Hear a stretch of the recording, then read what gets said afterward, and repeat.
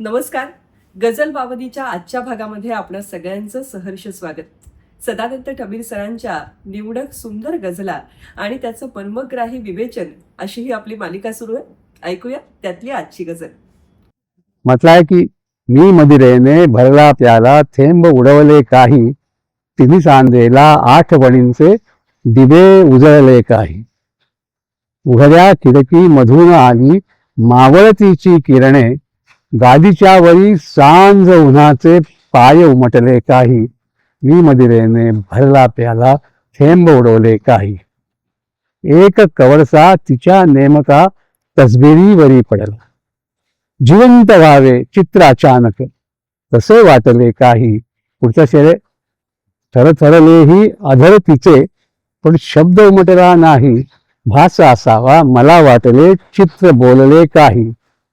आणि शेवटचं शेर. स्वप्न नसे ते भासही नव्हता नशेत नव्हतो मीही.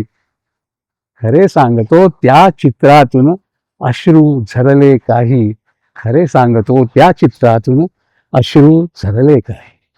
अश्रू झरले काही ही मुसलसल गझल आपण ऐकली.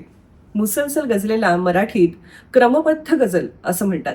एकाच विषयावर असल्याने तिला कविता किंवा गीत का म्हणू नये अशी चर्चा उर्दू काव्यातही झालेली आहे. अश्रू झरले काही ही गझलच आहे का असा प्रश्न स्वतः डबीरांनाही पडला होता.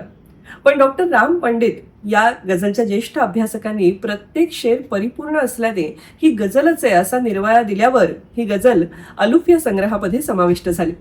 पुढे माधव भागवतांनी ती संगीतबद्ध करून सुरेल गाऊन लोकप्रियही केली. 5 शेरांमधून डबीर 5 दृश्य किंवा 5 शब्दचित्र आपल्यासमोर ठेवतात. ते प्रत्येक चित्र परिपूर्ण आहेच.